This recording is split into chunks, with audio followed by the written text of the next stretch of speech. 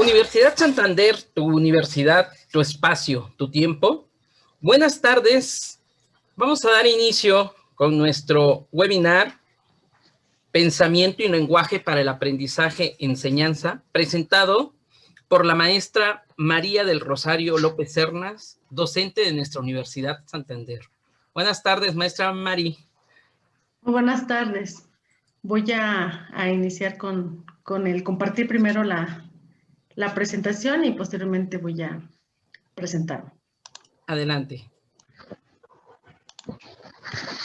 Bien, muy buenas tardes a todos, bienvenidos. Es un gusto participar en estos espacios que la Universidad Santander propicia para divulgar el conocimiento. Gracias por su asistencia. El tema a desarrollar esta tarde lleva por nombre Pensamiento y lenguaje para el aprendizaje enseñanza, y su servidora María de Rosario López Cernas les va a acompañar para compartir este espacio de conocimiento con ustedes. Y sin mayor preámbulo, voy a dar inicio con el objetivo central de este tema, que es analizar la importancia del pensamiento para la construcción del lenguaje como mecanismo de aprendizaje-enseñanza. Como encuadre, bueno, nuestro sonido estará inactivo, el video es opcional, sus comentarios o bien aportaciones al tema lo pueden hacer a través del chat y al finalizar se retomarán algunos de ellos. Recuerden ser respetuosos en todo momento y si tienen alguna dificultad con audio o video, por favor comentarlo en el chat. Para aperturar el tema, voy a compartirles esta imagen y este mensaje que indica: un mono vio un pez en el agua y lo sacó pensando que le salvaba la vida.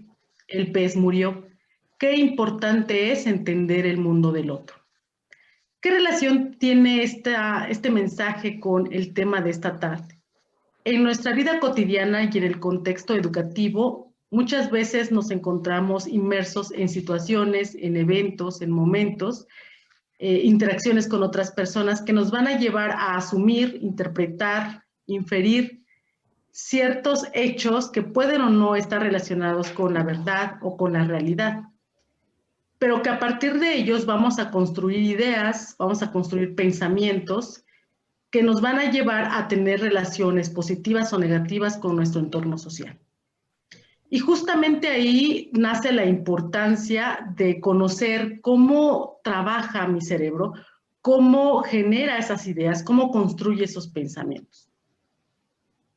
Y de ahí que cobra importancia el cerebro humano, no solamente por ser un órgano anatómico importante para la vida y el desarrollo de la misma, sino también es importante por la información que maneja, por cómo construye y codifica la información, desde lo complejo hasta lo simple, y cómo la sistematiza. Y el cerebro ha sido objeto de diversos estudios, desde experimentales hasta tecnológicos. Incluso se ha tratado de imitar las funciones cerebrales para poderle comprender. Y es en 1990 que se magnifican estos estudios para poder saber las funciones del cerebro y se nombra y se designa como la década del cerebro. Ortiz nos indica que si hacemos una búsqueda en internet acerca de los estudios del cerebro, pues vamos a encontrar más de 10,000 páginas dedicadas al mismo, ¿no?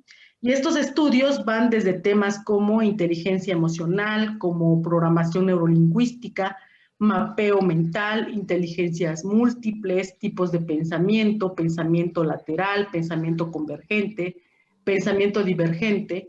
Sin embargo, estas investigaciones no están directamente vinculadas con el entorno educativo. Y es por ello que en los últimos 20 años, diversos investigadores que están en torno a la parte educativa han querido vincular estos aportes de las ciencias al contexto educativo.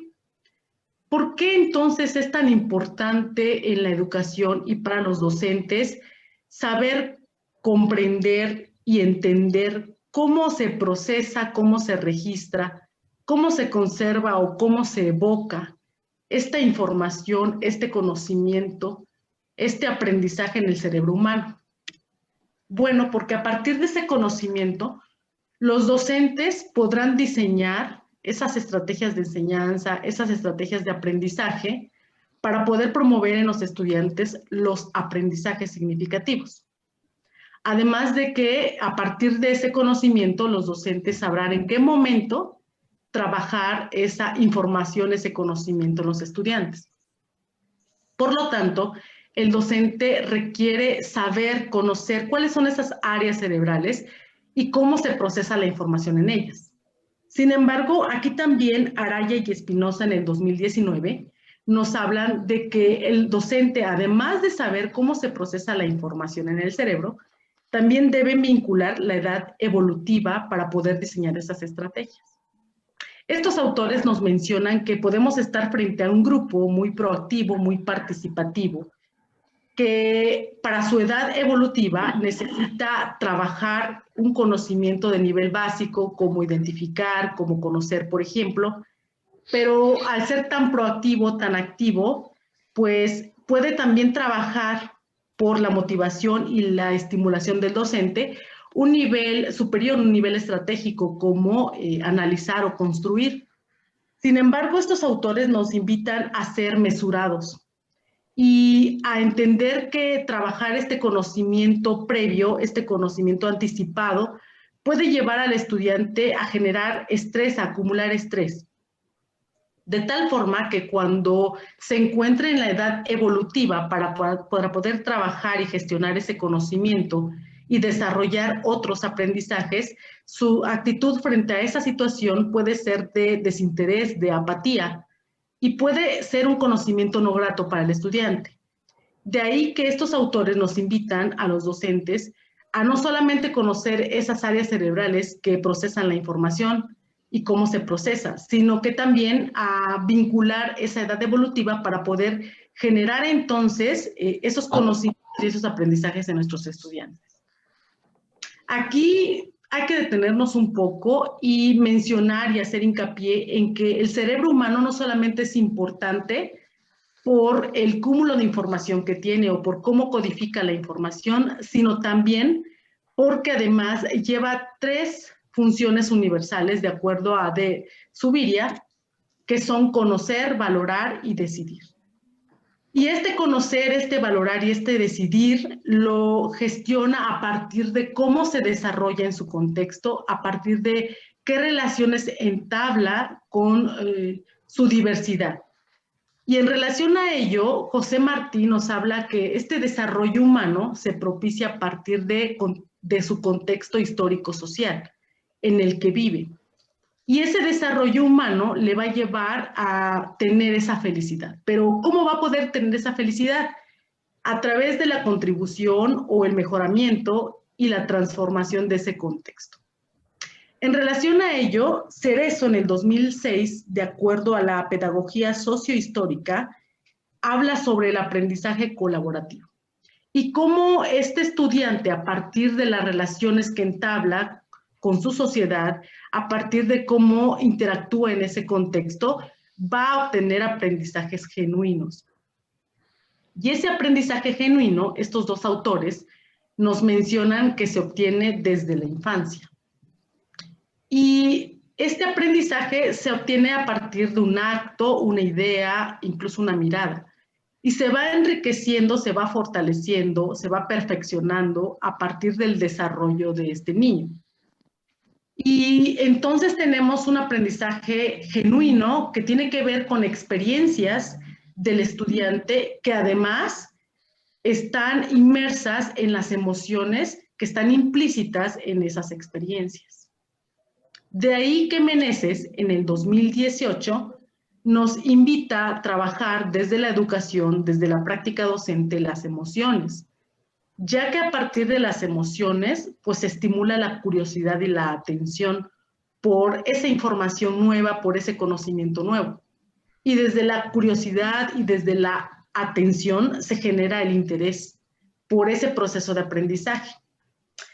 Aquí estos autores nos invitan a ser docentes no cuadrados. De repente teorizamos demasiado, no interactuamos con nuestros estudiantes, nos centramos hacia un solo punto, el pizarrón, el proyector, y ante no haber interacción, pues no hay motivación y tampoco hay interés por ese conocimiento que se está adquiriendo.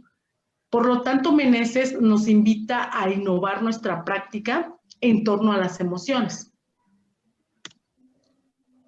Y por su parte, Araya y Espinosa nos mencionan que esa innovación de la práctica docente, de ese proceso de enseñanza-aprendizaje, debe estar considerado y vinculado con los componentes cognitivos.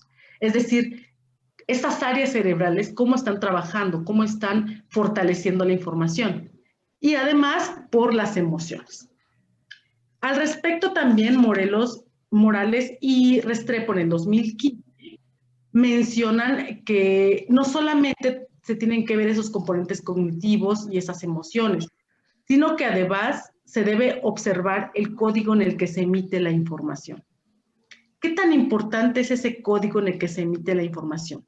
Nos dicen estos autores que es la oportunidad que tiene el emisor y el receptor de otorgarles significantes a la información de acuerdo a la experiencia de ese estudiante. Es decir, esa información que está obteniendo el estudiante la va a relacionar de acuerdo a sus experiencias con ese conocimiento ya adquirido. Por lo tanto, esa relación va a generar conocimientos significativos. Es decir, ese conocimiento significativo es el que se va a apropiar y no va a ser desplazado por un nuevo conocimiento. Por lo tanto, estos 4 autores nos invitan a innovar nuestra práctica docente en torno a esos 3 elementos, a los componentes cognitivos, a las emociones y al código en el que se emite la información. De tal forma que desde el interés por lo que se está aprendiendo se estimulen esos aprendizajes significativos en nuestros estudiantes. Por lo tanto, tenemos que en nuestra práctica docente, en la interacción del docente y el docente debe tener una alta observación directa con sus estudiantes. Tiene que tener una escucha activa y proactiva con sus estudiantes. Debe existir una alta interacción docente-estudiante, estudiante-docente, para que el docente pueda entonces saber qué pasa con el estudiante, saber qué pasa entre los estudiantes, cómo está llegando la información a ellos, qué tipo de conocimientos están llevando, cuánto conocimiento se están llevando, cuál es la motivación por el conocimiento que están obteniendo. Y de no haber motivación, habría que entonces trabajar esa motivación en aula. De repente, desde la reflexión podemos tener grupos como docentes y preguntarnos, es que mi grupo no llega motivado, es que no están siendo participativos, es que se duermen en mi clase. Y entonces debo desde la autorreflexión ver qué tanto yo estoy haciendo para motivar a mis estudiantes, cómo estoy emitiendo esa información. Y a lo mejor, si desde la reflexión me doy cuenta que yo como docente no estoy entrando a mis clases motivadas. Y entonces necesito motivarme a mí para poder motivar a mis estudiantes. Y desde esa autorreflexión, desde esa autoevaluación, generar esa innovación en mi práctica docente. De repente consideramos que ya manejamos, asumimos que ya manejamos todo el conocimiento, pero hay que entender que constantemente salen actualizaciones, salen investigaciones en torno a temas educativos, que hay que empaparnos, hay que seguir actualizándonos y adecuar nuestra práctica docente a esos nuevos entornos educativos para poder fortalecer nuestras estrategias de enseñanza-aprendizaje y, por supuesto, estimular a nuestros estudiantes a obtener esos aprendizajes significativos. Y bueno, tenemos las referencias bibliográficas que fueron consultadas y utilizadas para la construcción de esta presentación. Y voy a cerrar mi participación porque quiero que ustedes me compartan sus referencias, cómo han vivido esta parte con el siguiente mensaje. ¿De qué sirve que un niño sepa colocar Neptuno en el universo si no sabe dónde poner su tristeza o su rabia?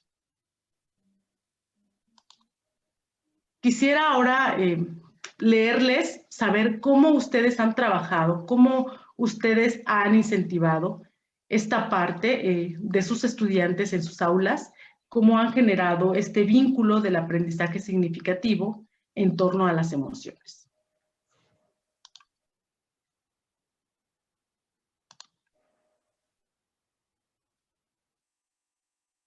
Si alguien tiene algún comentario.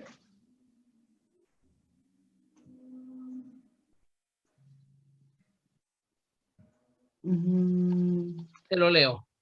Por favor. Dice yo. Bueno, yo fui estudiante, dice Ale Jovas.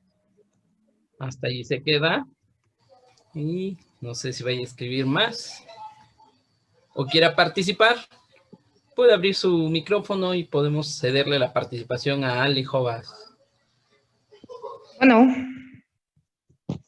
Buenas tardes. Buenas tardes. Sí. Bueno. Adelante. Bueno, con esta parte yo le quería preguntar algo desde la perspectiva del estudiante. Al menos yo fui formada en una escuela donde los maestros eran muy cuadrados y la mayor parte de nuestros compañeros reprobaban por cuestiones de matemáticas. Y realmente los docentes que impartían ese tipo de materias no hacían nada ni por motivar al estudiante, ni por comprender algo que menciona aquí, que es cómo se envía la información a partir de ese código. Y ahora que ya salí, estoy comprendiendo un poco más que es realmente comprensión lectora. Y que tú le puedes decir a tus estudiantes, ok, las matemáticas es un lenguaje como cualquier otro, nada más que está formado de distintos símbolos.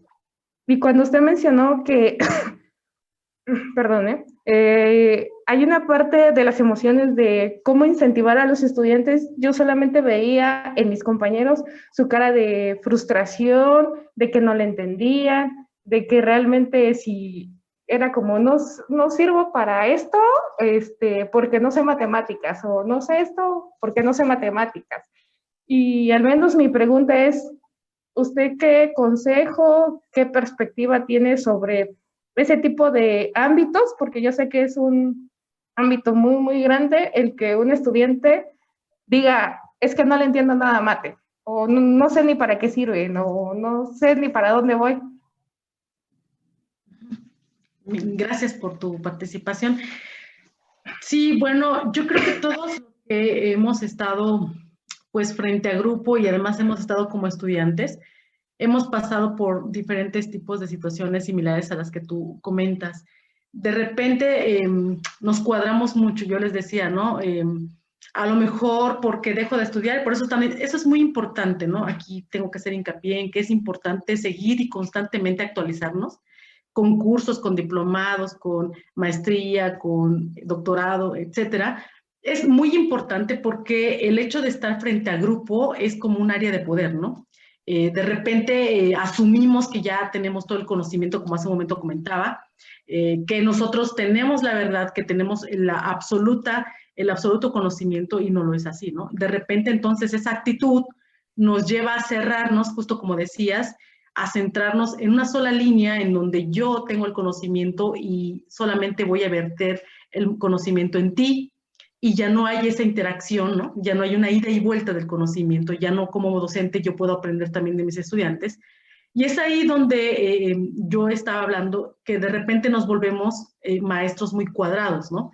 Que dejamos o perdemos esa conexión con nuestros estudiantes. Y el hecho de centrarme yo solamente en el pizarrón y sí, específicamente en las áreas numéricas pasa mucho.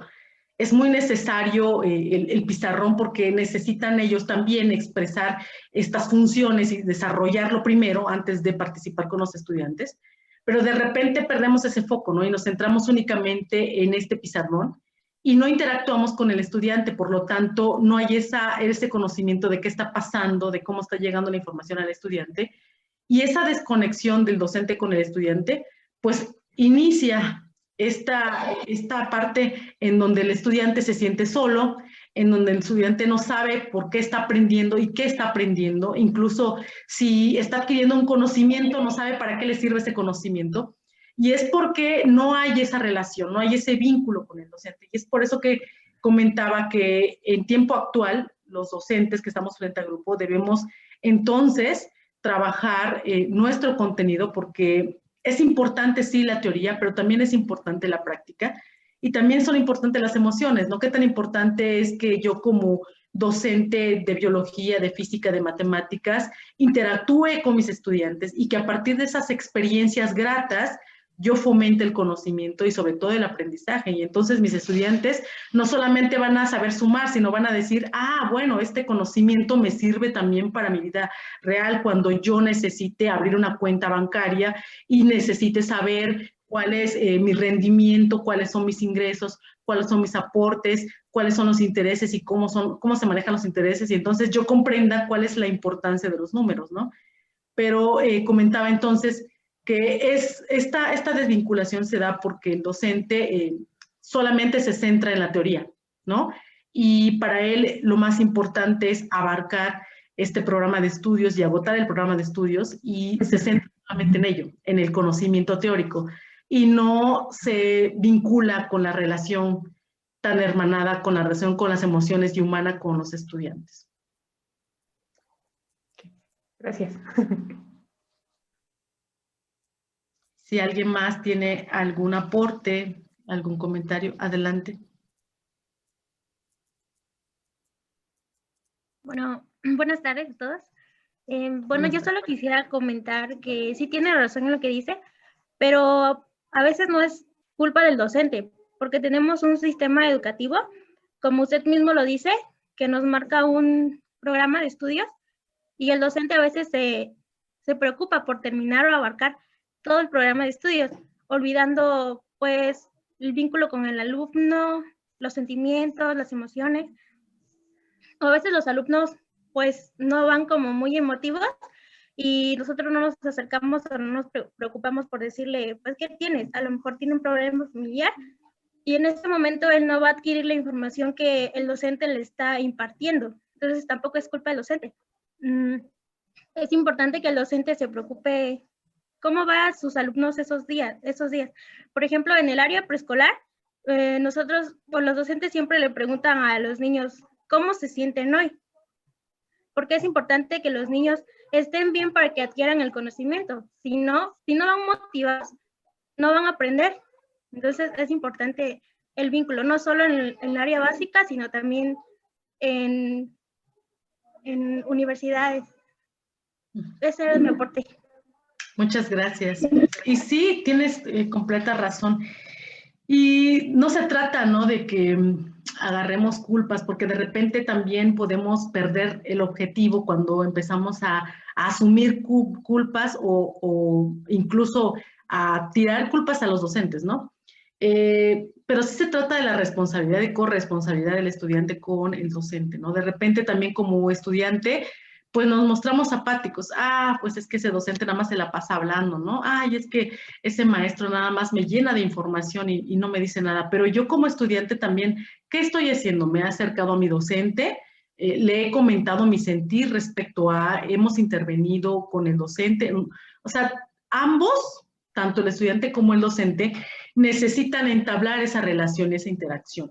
Si empezamos a tomarnos, no, pues es que el docente también va a decir, no, pues es que los estudiantes de hoy en día son apáticos, no quieren trabajar, y entonces sería como un círculo vicioso que no terminaría, ¿no? Empezaríamos a culpar al sistema, al currículum, y nos vamos encontrando muchos culpables. Pero lo más importante aquí es que, ¿qué tengo y qué puedo hacer con lo que tengo? De repente, y dices bien, de repente, pues de acuerdo a la pedagogía nos volvemos muy teóricos, ¿no? Porque necesitamos responder a ese programa de estudios, necesitamos cumplir con ese programa de estudios, pero también debemos de recordar la didáctica, ¿no? Y por eso es que es importante mezclarlas, ¿no? De repente los confundimos y decimos, no, pues que es que yo soy muy pedagoga, ¿no? Yo respondo a la pedagogía porque necesito trabajar este marco teórico. Pero también es importante trabajar con la didáctica, ¿no? ¿Cómo voy a trabajar estos insumos, estas técnicas, esta metodología para que realmente el estudiante pueda adquirir esos aprendizajes? porque no nada más es llevarlos hacia el cúmulo de información, sino qué tanto se están quedando, ¿no? Y cómo se está quedando ese conocimiento en mi estudiante. Muchas gracias. No sé si alguien más tenga algún aporte, algún comentario. Yo, maestra. Adelante. Bueno, me parece muy interesante el tema. Y bueno, solamente me gustaría opinar y ahondar un poquito más sobre justamente un punto que usted tocó cuando menciona que dentro de toda esta problemática que existe con respecto a la comunicación docentes-alumnos, de pronto, bueno, usted dice que el alumno tiene una cierta responsabilidad al acercarse al docente, en el sentido de poder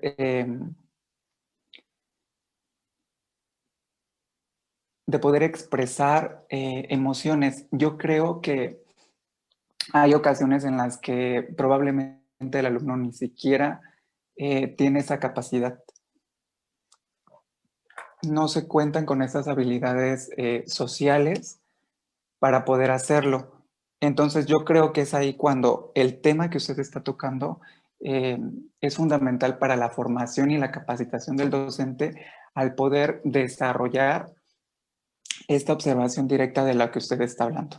Porque es entonces cuando el docente tendría y debería poder, si tal vez él no lo logra hacer, sí canalizar, ¿no? Algún área, probablemente algún psicólogo, algún psicoterapeuta, o ya dependiendo de acuerdo con el diagnóstico o de la situación que el alumno tenga, ¿no? Y creo también importante que el tema de que los docentes también tendrían que llevar un proceso de atención, un proceso de observación, porque a mí me resulta bien interesante que ni siquiera el docente tiene interés en sí mismo, ni en reflexionar, ni en prestar atención al tema de sus emociones, ni incluso de cómo está él. Entonces, por supuesto que no va a tener ni el mínimo interés de saber cómo están sus alumnos. Entonces, ¿por qué? Porque yo creo que es más pertinente incluso no decir nada como docente cuando realmente no tienes estas habilidades sociales, porque de otra forma el hecho de poder intervenir en temas emocionales, en temas psicológicos, en temas conductuales, creo que sería no ético. Yo creo que lo consideraría más pertinente no abordarlo, probablemente sí canalizarlo, pero no abordarlo porque, como usted menciona, maestra, es una responsabilidad porque se tratan de personas y desafortunadamente es una realidad que se vive en las escuelas y que creo que es muy distinta a la realidad que viven alumnos de escuelas privadas a alumnos de escuelas particulares donde los docentes están sujetos a un plan curricular que pues llevan un ritmo y se sujetan pues a lo que se puede ver, ¿no? Y lo importante es la teoría y cómo estás, pues lo dejan para alguien más. Entonces, solamente quiero finalizar diciendo que sí es importante pues el hecho de que los docentes también lleven un proceso psicoterapéutico, ¿no? De que presten atención a ellos mismos para entonces también poder pues dar la vuelta y ver que hay personas que necesitan apoyo y que probablemente por el tema de pues, los conflictos emocionales que traigan no lo logran hacer. Es mi participación, maestra María. Muchas gracias. Y muy importante lo que mencionas. Correcto, los docentes necesitamos una actualización de intervención psicopedagógica porque de repente estamos, por ejemplo, en el ámbito educativo y por ahí decían algunos docentes con los que he trabajado, llegué por azares del destino, no sé por qué estoy aquí, ¿no? Pero llegué y hago lo posible, dicen algunos. Y muchos toman diferentes vertientes. Hay algunos docentes que dicen, bueno, estoy aquí y quiero hacer bien lo que estoy haciendo, ¿no? Quiero hacer bien el trabajo y entonces me capacito, me actualizo, me informo para poder gestionar bien esta práctica docente. Pero también tenemos por el otro lado docentes que dicen, bueno, con este aura apático un poco, pues no me pagan bien, realizo lo que puedo, hago lo que puedo, culpo al estudiante, como decía hace un momento la maestra también, tiramos culpas, el sistema, el nivel, no me pagan, etcétera, ¿no? Entonces ahí justamente lo que menciona Daniel Martínez es súper importante, que el docente asuma esa responsabilidad de trabajar bien y generar realmente ese cambio. De repente nosotros queremos ver un cambio, ¿no? Decimos, bueno, es que ya hay mucho hartazgo, hay mucha enajenación, lo que mencionabas, ¿no? Ya estoy cansada y mejor me cierro, ¿no? Ya no quiero ver lo que está pasando en mi realidad, pero tampoco estoy generando un cambio en ella, ¿sí? Y entonces por eso es importante que si estamos en esta práctica docente, pues trabajemos esa actualización en torno a mejorar nuestra práctica docente. Hay un tema importante también que es la consejería, ¿no? De repente el docente que está en clase dice, bueno, es que yo no soy psicólogo, yo no podría trabajar. No, sí podemos. Tal vez no podemos desarrollar, obviamente, lo que sí un psicólogo, lo que sí un psicoterapéutico, pero sí podemos trabajar otras cosas, otras áreas, ¿no? Yo puedo escuchar a mi estudiante, puedo incluso dejar que él resuelva, también acompañarle a que resuelva sus problemas, pero después canalizarlo con un psicólogo escolar. Sin embargo, puedo trabajar esta parte de la consejería, que es la escucha activa, que es la observación directa, lo que mencionabas un momento, y de ahí es importante que el docente pues esté altamente capacitando en estos temas, ¿no? Mencionaba yo en la parte final que actualmente hay muchas investigaciones en torno a temas educativos y ahí es la importancia, ahí es donde cobra la importancia capacitarme, ¿no? De repente yo puedo tener a lo mejor 20 años de servicio y decir, bueno, es que yo ya tengo el manejo del conocimiento, pero no eso, no es todo, ¿no? Necesito yo interactuar con el nuevo conocimiento, con las nuevas actualizaciones, las nuevas investigaciones para poder fortalecer mi práctica docente y generar mejores aprendizajes y mejores entornos emocionales en mis estudiantes. Muchas gracias. Si alguien más tiene algún comentario, alguna aportación. Maestra, tenemos una pregunta en el chat y dice, es de la doctora Viridiana Limón. Hola, maestra Rosario, ¿cómo sensibilizar a los docentes para ser más empáticos en el marco de la educación a distancia? Muy buena pregunta, maestra Viridiana. Doctora Viridiana, mucho gusto de leerla. Híjole, es un tema bien importante y bien delicado porque todos estamos adoleciendo, ¿no? Adolecemos los docentes y adolecemos los estudiantes. De repente es importante centrarse sí en el estudiante, en que no tiene los recursos tecnológicos, en que no tiene la infraestructura, en que también tiene problemas familiares, pero también está esta parte del docente, ¿no? El docente también tiene familia, tiene hijos, tiene situaciones muy complejas.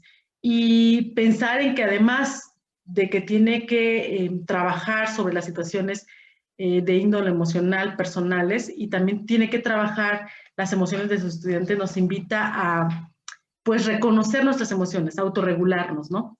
¿Cómo trabajarlas? Necesito tomar un tiempo. Por ahí yo les comentaba, hace poco tomé un curso sobre consejería y nos mencionaban cómo es importante que el docente tenga esos hábitos de control en donde yo necesito tener un momento de reflexión, poner música, no sé, ir a correr, hacer ejercicio, para que a partir de ese equilibrio emocional del docente, en donde él reconoce sus emociones y además de reconocer las emociones, sabe autorregularse, pueda también trabajar con sus estudiantes. ¿Y cómo hacerle? De repente, le decía hace un momento, ¿no? Los docentes estamos tan vinculados con la parte de la carga programática, de la carga curricular que necesito yo trabajar, que necesito culminar y responder a mi instituto, que pierdo de vista lo que el estudiante y yo sentimos. Entonces, lo importante es que junto con mis estudiantes nos tomemos un momento y veamos y trabajemos con las familias de tareas y veamos cómo podemos articular el contenido de tal forma que ni el estudiante ni el docente se sature, porque de repente pasa que como docente pues agoto las actividades con mis estudiantes y cuando están de regreso estas actividades, pues también el docente se agota de tanto trabajo que tiene para calificar, ¿no? Entonces encontremos un equilibrio y generemos esa empatía, ¿no? En el sentido de que entre más trabajo yo genere a mi estudiante, menos respuesta voy a tener de ellos.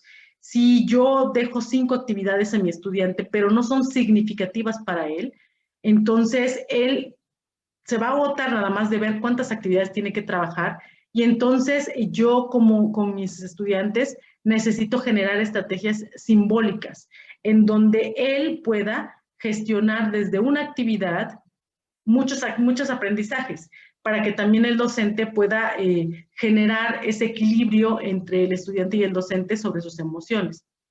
Y también es importante no solamente centrarnos en la parte teórica, ¿no? De repente por ahí comentaban con otros compañeros que las actividades tornan muy teóricas, como, no, pues quiero que me hagas un ensayo, quiero que me hagas un cuadro de doble entrada, pero ¿por qué no trabajar con pequeños podcasts, con pequeños videos, ¿no? En donde él me manifieste otras cuestiones.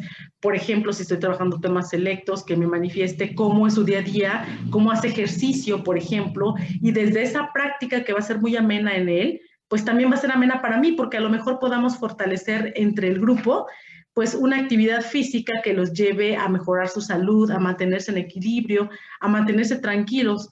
De repente también por ahí con estudiantes se trabajaron algunas actividades, por ejemplo, con sus mascotas, ¿no? Y cómo el interactuar con las mascotas, pues también los tranquiliza, también regula sus emociones. Porque es un hecho que ni los docentes ni los estudiantes lo están pasando bien, estando todo el tiempo encerrados y con la saturación de actividades. Entonces, busquemos esas actividades que equilibren las emociones de los estudiantes y también las de los docentes. Muchas gracias. Correcto. Y bueno, si ya no van a haber algunas aportaciones más, pues quisiera invitarles y estaría yo muy feliz de tener esa interacción con ustedes más cercana y abordar temas de esta parte de cómo podemos tener esa intervención psicopedagógica y abordar nuevas estrategias para trabajar en este ámbito a distancia, como bien decía la doctora Viridiana. Estamos en este home learning en donde pues necesitamos tener ese vínculo sincrónico y asincrónico de la información y cómo gestionar esas buenas estrategias de aprendizaje en nuestros estudiantes, estimulando también las emociones, ¿no? Entonces, estaría yo encantada de que ustedes participaran. Realmente, si bien hemos necesitado siempre trabajar o gestionar las emociones para nuestra práctica docente, pero yo creo que estamos en este momento en donde necesitamos más trabajar las emociones desde nuestra práctica para los aprendizajes de nuestros estudiantes. Muchas gracias, maestra Mali. Pues le vamos a ceder la palabra a mi compañera Lilibet Cuevas, coordinadora de vinculación. Hola Lilibet, buenas tardes. Hola maestro Carlos, buenas tardes. Muchas gracias a la maestra María del Rosario por su intervención en este webinar, igual a todos los que nos acompañan. Por parte de la Universidad Santander, nos gustaría invitarlos a formar parte de uno de nuestros programas educativos que tenemos actualmente. No sé si se ve mi pantalla. Creo que la estoy compartiendo. Bueno, vamos a contar con 5 diplomados. Creo que ya no se ve otra vez, ¿verdad? ¿Ya se ve? Sí, sí se ve. Sí se ve. Una disculpa. Bueno, vamos a contar con 5 diplomados. Vamos a tener un diplomado en intervención psicopedagógica, otro en desarrollo de habilidades docentes, educación especial con enfoque inclusivo gestión del talento humano, asistencia e intervención del comportamiento adictivo. Todos nuestros diplomados los vamos a tener, vamos a comenzar a partir del 14 de febrero. ¿Cómo es nuestra modalidad? Va a ser en línea. Las clases son 2 domingos al mes, la duración es de 8 meses y el horario es de 9 a 3 de la tarde. Si ustedes gustan información acerca de nuestros diplomados, nos pueden enviar un mensaje a nuestro WhatsApp o si gustan, les podemos atender vía telefónica también.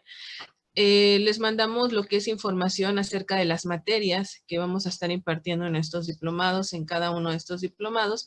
También, al igual, se les da información acerca de los costos, la duración y el plan de estudios que nosotros estamos manejando.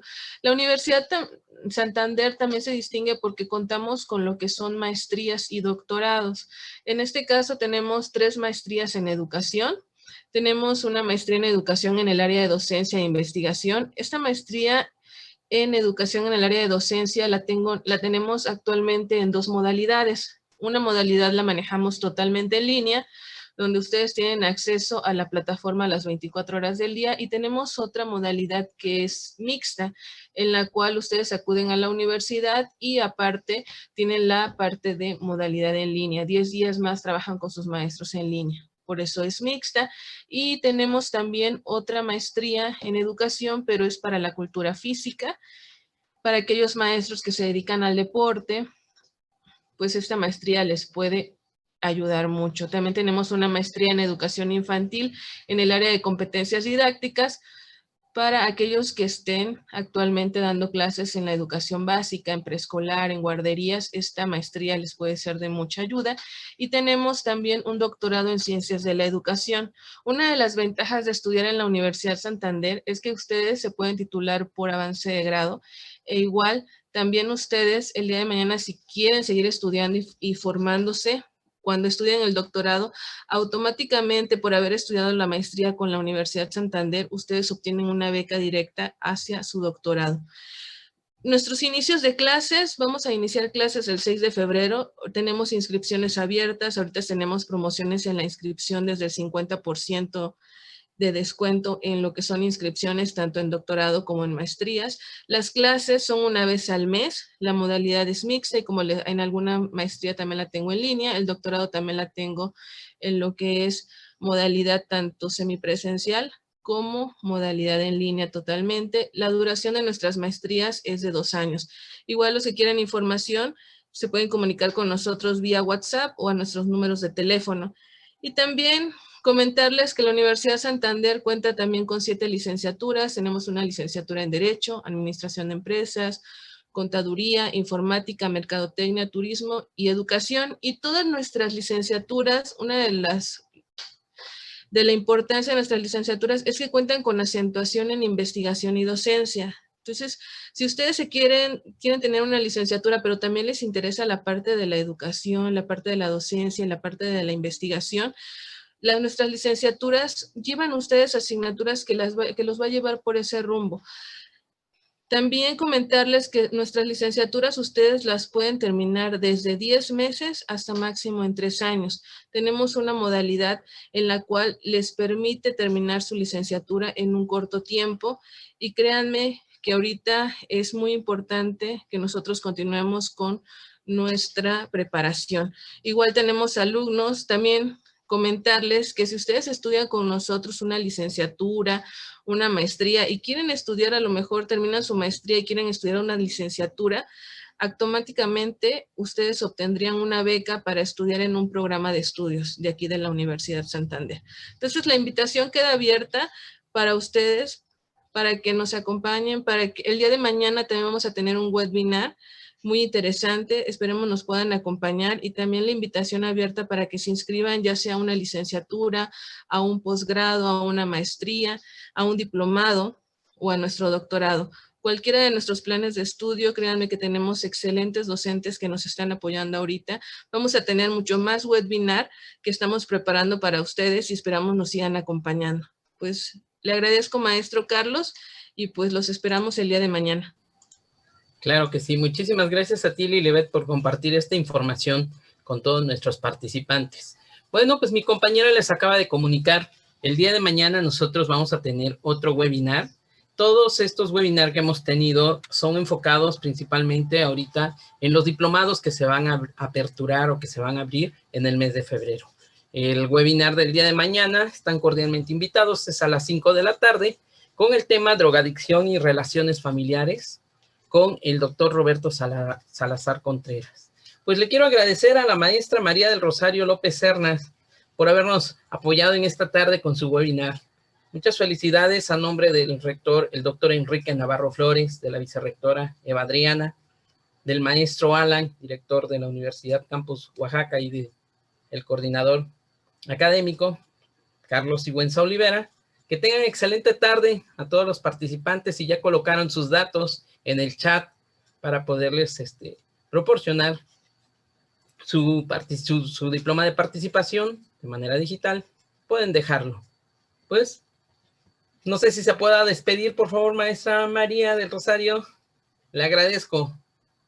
Muchas gracias a todos por su asistencia, por estar en la tarde con nosotros en la Universidad de Santander, y ojalá que puedan acompañar a la universidad en cualquiera de sus diplomados.